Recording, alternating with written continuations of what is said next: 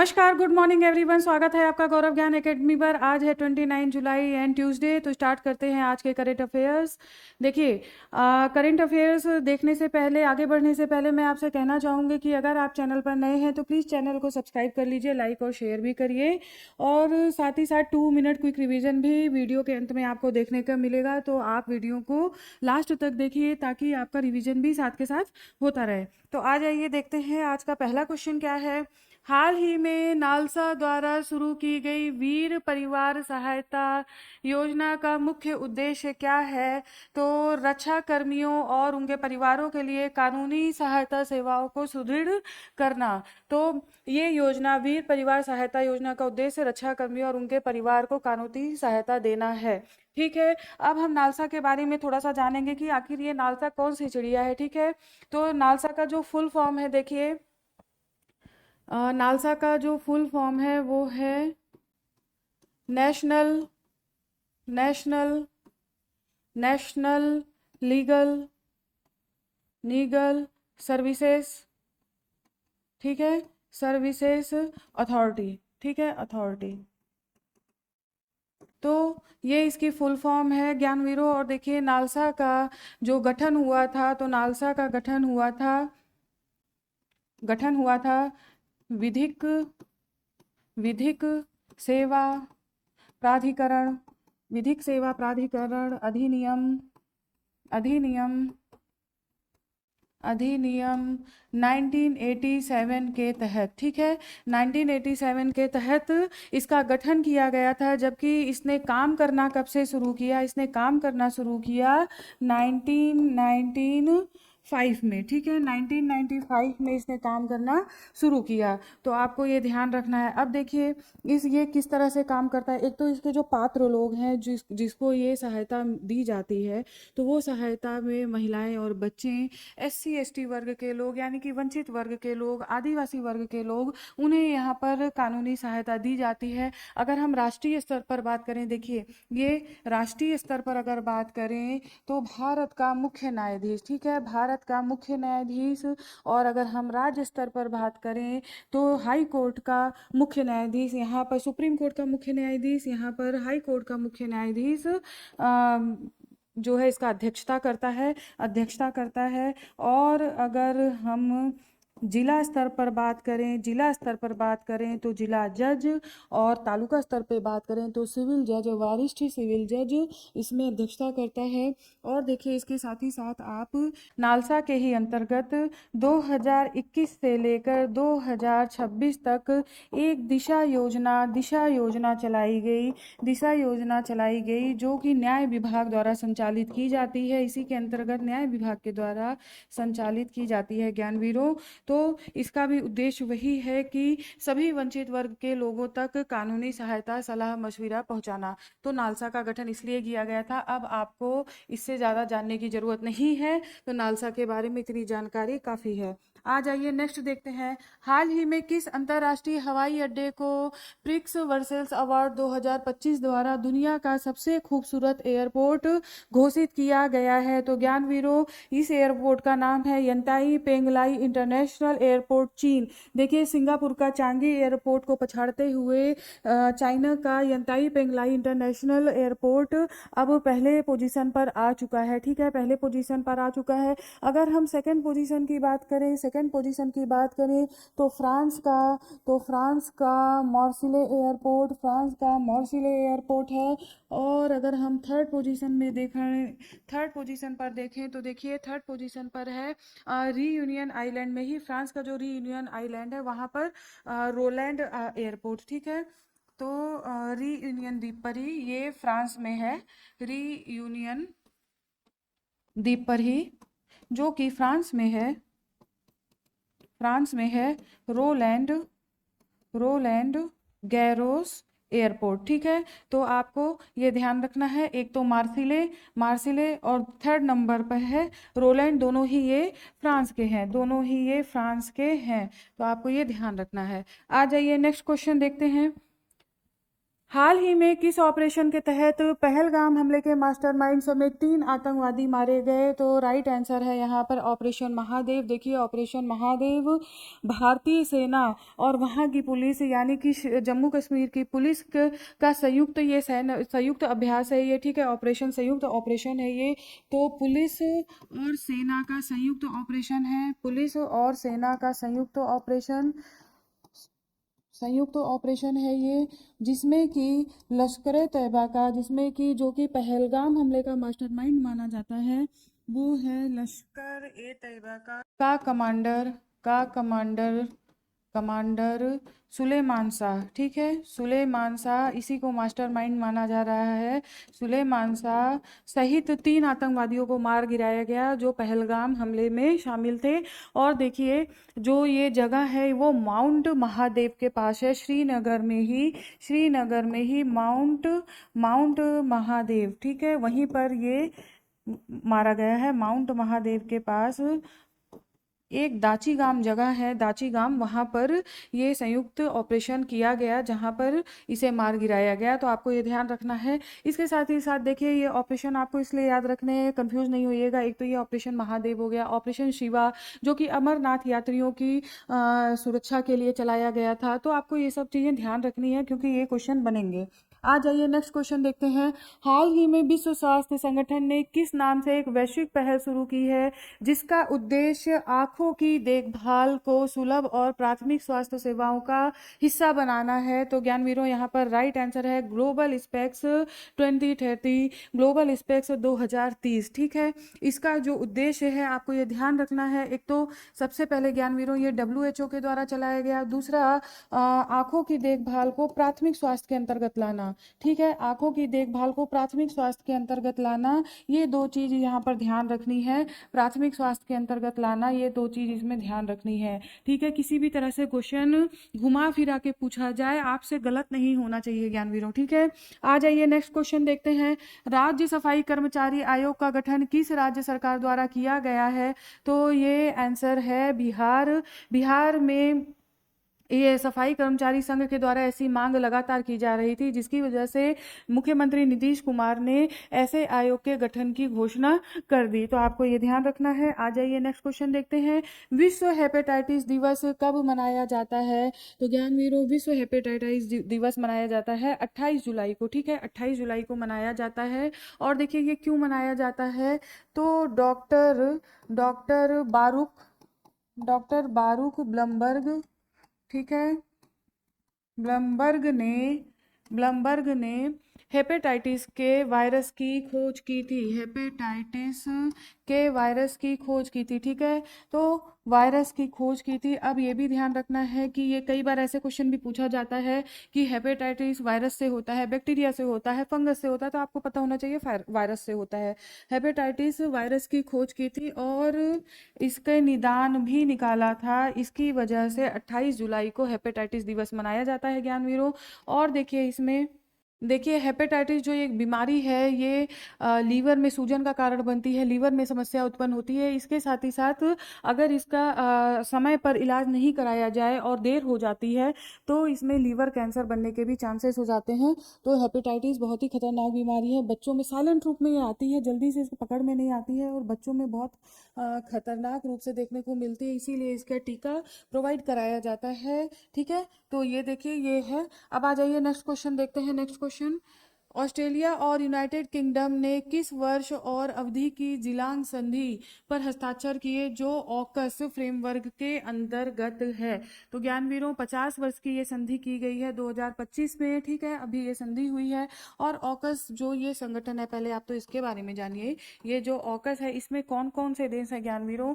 तो देखिए यहाँ पर हो गया ऑस्ट्रेलिया, ठीक है, ऑस्ट्रेलिया, और हो गया आपका यूके, ठीक है, यूके हो गया और ये हो गया आपका यूएस, ठीक है, यानी कि अमेरिका, ठीक है, ब्रिटेन, अमेरिका, ऑस्ट्रेलिया, ये 3 यहाँ इसके सदस्य हैं। और इसकी स्थापना ज्ञानवीरों इसकी स्थापना की गई थी 2021 में, ठीक है, इसकी स्थापना की गई थी 2021 में, 4 साल पहले ही।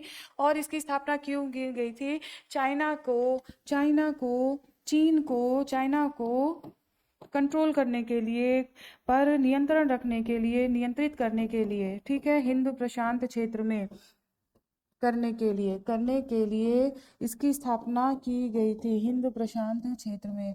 और जब इसकी स्थापना की गई थी ज्ञानवीरों, तो फ्रांस का जबरदस्त विरोध इन्हें झेलना पड़ा था। फ्रांस ने विरोध किया था क्योंकि ऑस्ट्रेलिया ने कोई संधि हुई थी इन दोनों के मध्य, ऑस्ट्रेलिया और फ्रांस के मध्य, परमाणु पनडुब्बी को ही लेकर के, जिसकी वजह से वो संधि संधि से मतलब ऑस्ट्रेलिया पीछे हट गया, तो जिसकी वजह से फ्रांस का विरोध झेलना पड़ा था। और देखिए इसका उद्देश्य क्या है, इसका उद्देश्य, ऑकस का उद्देश्य ये है कि ऑस्ट्रेलिया को यूके और यूएस के द्वारा परमाणु पनडुब्बी उपलब्ध कराया जाना, ठीक है, इसका उद्देश्य ये है। तो यहाँ पर ये पूरा ऑकस के बारे में आपने देखा। और अभी जो ये संधि हुई है, जिलोंग संधि, आप इस संधि का नाम भी याद रखिए। ये जो अभी संधि हुई है ज्ञानवीरों, ये संधि देखिए, ये संधि में अभी अमेरिका साइड से है। अभी वो देख रहा है, ट्रंप चाचा देख रहे हैं कि क्या करना चाहिए, क्योंकि बड़ा बेचारे समझ सूझबूझ के काम करते हैं। तो यूएस अभी किनारे से खड़ा होकर देख रहा है, लेकिन हाँ, ऑस्ट्रेलिया और यूके ने जिलोंग संधि पर हस्ताक्षर कर दिया है, ठीक है। आ जाइए नेक्स्ट क्वेश्चन देखते हैं। नेक्स्ट क्वेश्चन क्या है, हाई अलर्ट फैक्ट देखते हैं। नाहिद 2 दूरसंचार उपग्रह का प्रक्षेपण किया गया, और ये प्रक्षेपण किया गया है ईरान के द्वारा। प्रक्षेपण एक बहु पेलोड मिशन के तहत रूसी सोयूज रॉकेट से किया गया है। और अब नेक्स्ट देखिए ज्ञानवीरों, नेक्स्ट सीआरपीएफ, केंद्रीय रिजर्व पुलिस बल ने अपना 87वां स्थापना दिवस मनाया है। ये स्थापना दिवस मनाया गया 27 जुलाई को। और इनका जो आदर्श वाक्य है, कई बार ऐसे भी क्वेश्चन पूछा जाता है, सेवा और निष्ठा, ठीक है, सेवा और निष्ठा इनका आदर्श वाक्य है। ज्ञानवीरों आइए थोड़ा सा सीआरपीएफ के बारे में जानते हैं, क्योंकि कई बार क्वेश्चन यहाँ से भी आता है। ऐतिहासिक पृष्ठभूमि, आइए ऐतिहासिक पृष्ठभूमि देखते हैं। देखिए केंद्रीय रिजर्व पुलिस बल की स्थापना जो की गई थी, वो हमारी आज़ादी से पहले ही की गई थी, यानी कि स्वतंत्र भारत से पहले, और वो हुई थी 27 जुलाई 1939 को। और इसी दिन देखिए 87वां इनका स्थापना दिवस भी मनाया गया 27 जुलाई को, ठीक है। और इसकी स्थापना क्राउन रिप्रेजेंटेटिव पुलिस के रूप में हुई थी। और इसका उद्देश्य था ब्रिटिश काल में जो रियासतों में टेंशन क्रिएट होती थी, रियासतों में जो उपद्रव होते थे, ठीक है, भारत के क्रांतिकारियों के द्वारा, तो उसको नियंत्रित करना सीआरपीएफ का उद्देश्य था, ठीक है। स्वतंत्रता प्राप्ति के पश्चात चीजें बदली और फिर इसका गठन किया गया, पुनर्गठित किया गया इसे। और इस तरीके से इसका पुनर्गठन 28 दिसंबर 1949 में किया गया, ठीक, 28 दिसंबर 1949 के तहत इसका किया गया। संसद के रूप में इसे मान्यता मिली, संसद के एक अधिनियम के द्वारा इसका स्थापना की गई। और देखिए गृह मंत्रालय के अंतर्गत ये काम करता है ज्ञानवीरों, देखिए ये गृह मंत्रालय के अंतर्गत काम करता है। तो आपको ये ध्यान रखना है, गलती से रक्षा मंत्रालय मत लगा के आ जाइएगा, क्योंकि कई बार ऐसे क्वेश्चन भी पूछा जाता है। अब देखिए स्थापना ये हो गया, ये मैंने बता ही दिया, आज़ादी के बाद ये मैंने बता ही दिया, और गृह मंत्रालय के अंतर्गत ये काम करता है। आगे देखिए अगर सीआरपीएफ के अंतर्गत कौन क्या क्या काम होते हैं उसके बारे में जानते हैं। देखिए सबसे पहला ऐसा ये भारत का अर्धसैनिक बल है, जिसके अंतर्गत महिला बटालियन भी कार्य करती है, ठीक है, महिला बटालियन भी काम करती है। ये ऐसा अर्धसैनिक बल है, इस महिला बटालियन का 6 महिला बटालियन है, इसमें जो मुख्यालय है वो दिल्ली में है। तो आपको ये ध्यान रखना है, वीआईपी सुरक्षा आपने कई बार देखा होगा जो प्रोवाइड की जाती है, जो आपके राजनेता होते हैं, ठीक है, उच्च स्तर के राजनेता होते हैं, उन्हें सीआरपीएफ के द्वारा ही वीआईपी सुरक्षा प्रदान की जाती है। और 2008 से 11 के बीच गठित की गई कोबरा इकाइयाँ, ये कोबरा इकाइयाँ भी सीआरपीएफ के अंतर्गत की गई थी, जो कि नक्सल प्रभावित क्षेत्रों में जाकर के काम कर रही थी। तो बहुत ही कोबरा बटालियन बहुत ही फेमस हुआ था। आ जाइए आगे देखते हैं क्या है। हाँ, rapid action force RAF, RAF का भी गठन इसके अंतर्गत किया गया था, 1992 में स्थापित किया गया था। आपको ये समय भी याद रखना है, डेट याद रखनी है, 1992। इसका उद्देश्य दंगों और जन आंदोलन जैसी स्थितियों से निपटना है। आरएएफ के बारे में हम आप सभी वाकिफ हैं। तो देखिए सीआरपीएफ के बारे में आपको पूरी जानकारी मिल चुकी है, आपका क्वेश्चन अब कहीं से नहीं बचेगा, ठीक है। आ जाइए अब नेक्स्ट देखते हैं क्या है। किसने फिडे महिला शतरंज वर्ल्ड कप 2025 का खिताब जीता और भारत की पहली महिला के रूप में यह उपलब्धि प्राप्त की? तो यहाँ पर दिव्या देशमुख, 19 साल की दिव्या देशमुख के द्वारा ये खिताब जीता गया, जो ज्ञानवीरों जॉर्जिया में ये शतरंज विश्व कप जो हो रहा था वो जॉर्जिया में हो रहा था, और दिव्या देशमुख ने कुनेर हमको को हरा करके जीता, ठीक है। अब दिव्या देशमुख देखिए ग्रैंड मास्टर बनी है, भारत की चौथी ग्रैंड मास्टर ये बन चुकी हैं। और इसके साथ अगर इनकी अन्य उपलब्धि देखी जाए, इनकी अन्य उपलब्धि देखी जाए तो देखिए, बुडापेस्ट में बुडापेस्ट में बुडापेस्ट में ठीक है, शतरंज शतरंज ओलंपियाड में भारत के स्वर्ण पदक मिला था। ठीक है, भारत को स्वर्ण पदक मिला था। और इनकी नेक्स्ट उपलब्धि देखिए, 2024 में जूनियर जूनियर रूप में ये चैंपियनशिप जीती थी। ठीक है, जूनियर चैंपियनशिप इन्होंने जीती थी। तो वर्ल्ड जूनियर चैंपियनशिप है ये, वर्ल्ड जूनियर चैंपियनशिप। तो ये इनकी उपलब्धियां हैं। ये क्वेश्चन ज्ञानवीरों कहीं ना कहीं जरूर आएगा, आप इसको ध्यान रखिए। नेक्स्ट देखिए, निम्न में से किस देश में सितंबर 2025 में बशर अल असद शासन के पतन के बाद पहली बार संसदीय चुनाव होने जा रहे हैं? तो देखिए, बशर अल असद का जो शासन था वो सीरिया में था, और पहली बार अब संसदीय चुनाव का आयोजन यहाँ पर किया जाएगा सितंबर में। नेक्स्ट क्वेश्चन देखिए क्या है, महिला एवं बाल विकास मंत्रालय के जून 2025 के पोषण ट्रैक के अनुसार बौनेपन से सबसे अधिक प्रभावित जिला कौन सा है? देखिए, बौनेपन से सबसे अधिक प्रभावित जिला है नंदुरबार, जो कि महाराष्ट्र में है। ठीक है, नंदुरबार जो कि महाराष्ट्र में है ज्ञानवीरों, फर्स्ट पोजीशन पर है। सेकंड पोजीशन पर देखिए, सेकंड पोजीशन पर है पश्चिमी सिंहभूमि झारखंड, और थर्ड पोजीशन पर है चित्रकूट उत्तर प्रदेश। ठीक है, चित्रकूट उत्तर प्रदेश। अगर हम देखें, इसमें आगे हम देखें और फैक्ट हैं, बौने बच्चे वाले अगर सबसे अधिक जिले कहाँ पर हैं, बौने बच्चे वाले सबसे अधिक जिले, तो वो उत्तर प्रदेश में है। ठीक, सबसे अधिक जिले उत्तर प्रदेश में है, उत्तर प्रदेश में, जो कि यहाँ पर 34 जिले हैं। और देखिए, काफ़ी खराब स्थिति है। और इसी में अगर देखा जाए तो सेकंड नंबर पर है आपका एमपी मध्य प्रदेश। ठीक है, सेकंड नंबर पर आपका एमपी मध्य प्रदेश है। और आगे आप फैक्ट देखिए, नेक्स्ट फैक्ट देखिए, अगर कुपोषण के बारे में बात की जाए, सबसे अधिक कुपोषण वाला जिला की बात की जाए तो उसमें है धार। ठीक है, जो कि एमपी में है, धार जो कि एमपी में है। सेकंड नंबर पर बीजापुर, जो कि छत्तीसगढ़ में है। ठीक है, जो कि छत्तीसगढ़ में है। तो आपको ये ध्यान रखना है ज्ञानवीरों। देखिए, यहाँ से क्वेश्चन इस तरीके से क्वेश्चन आते हैं, तो यहाँ से आप ध्यान रखिए। और देखिए, अब अगर बात की जाए महिला एवं बाल विकास मंत्रालय, जो सावित्री ठाकुर है, उन्होंने ये बताया कि कुपोषण तो ये सारी चीज़ें है ही हैं, लेकिन अगर पोषण की बात की जाए तो पोषण अब केवल भोजन से ही नहीं प्राप्त होता है, बल्कि जो पोषण के अंतर्गत आता है वो आपका आता है स्वच्छ पेयजल। ठीक है, स्वच्छ पेयजल के साथ अच्छा खान पान तो है ही, अच्छा स्वास्थ्य, और उसके साथ साथ अच्छी शिक्षा, ये सारी ही चीज़ें पोषण के अंतर्गत आती हैं। तो आपको देखिए, नए समय के अनुसार पोषण की परिभाषा भी बदल चुकी है, तो शिक्षा भी आती है, इसको ध्यान रखिएगा। कई बार ऑप्शन में आपको शिक्षा भी दे देंगे कि पोषण के अंतर्गत क्या क्या है, तो ऑप्शन दे करके उपरोक्त मतलब 1 2 3 4 जो भी हो, या उपरोक्त सभी, तो शिक्षा है उसमें ध्यान रखिएगा, पोषण के अंतर्गत आता है। आ जाइए, अब आगे बढ़ते हैं, आगे देखते हैं। विश्व प्रकृति संरक्षण दिवस के तहत रन फॉर ग्रीन का आयोजन कहाँ पर किया गया? तो ये आयोजन गाजियाबाद में किया गया है। ठीक है, विश्व प्रकृति संरक्षण दिवस के अंतर्गत। नेक्स्ट क्वेश्चन देखिए, विंडम फॉल जो कि एक प्रमुख पर्यटन स्थल है, कहाँ पर स्थित है? तो ज्ञानवीरों, ये स्थित है मिर्जापुर में। ठीक है, ये स्थित है मिर्जापुर में। इस विंडम फॉल जो है, ये पर्यटकों को काफ़ी आकर्षित करता है। यहाँ पर जो लोकल मूवीज़ बनाई जाती हैं, भोजपुरी और अन्य मूवीज़ भी, जो छोटी मोटी मूवीज़ बनाई जाती हैं, तो उसका एक केंद्र बन गया है विंडम फॉल, जहाँ पर जाकर के शूटिंग की जाती है। तो और पर्यटकों का आकर्षण का तो केंद्र है ही है। आ जाइए, अब आगे हम लोग देखते हैं अन्य महत्वपूर्ण तथ्य। देखिए, FISU विश्वविद्यालय खेल 2025, भारत ने 12 पदक जीते हैं। 32वें FISU ग्रीष्मकालीन विश्वविद्यालय खेल का जो आयोजन हुआ है वो जर्मनी के राइन और रूर क्षेत्र में हुआ है। तो आप ये ध्यान रखिए, भारत ने जो 12 पदक जीते उसमें 2 स्वर्ण, 5 रजत और 5 कांस्य हैं। भारत का अब तक का सर्वश्रेष्ठ प्रदर्शन जो हुआ है वो 2021 में चेंगदू यानी कि चीन में। ठीक है, 2021 में 2 वर्ष पे ये आयोजन होता है।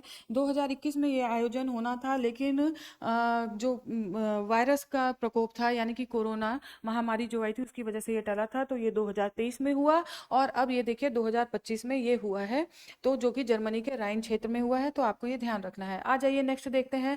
भारत का पहला शेप 2025 सम्मेलन नई दिल्ली में हुआ है।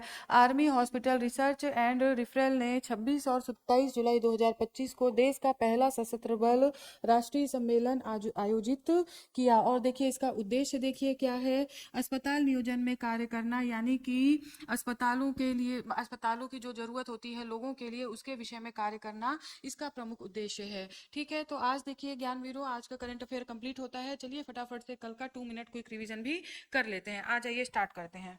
हाल ही में किस प्राचीन मंदिर के क्षेत्र को लेकर थाईलैंड और कंबोडिया के बीच सैन्य संघर्ष हुआ? तो इस मंदिर का नाम है प्रीविहीर मंदिर। नेक्स्ट, पीएम विकसित भारत रोजगार योजना के तहत किस अवधि के दौरान सृजित नौकरियों पर लाभ मिलेगा? तो 1 अगस्त 2025 से 31 जुलाई 2027 तक। नेक्स्ट, हाल ही में भारत के नए उपराष्ट्रपति के चुनाव के लिए निर्वाचन आयोग ने किसे निर्वाचन अधिकारी नियुक्त किया है? पीसी मोदी।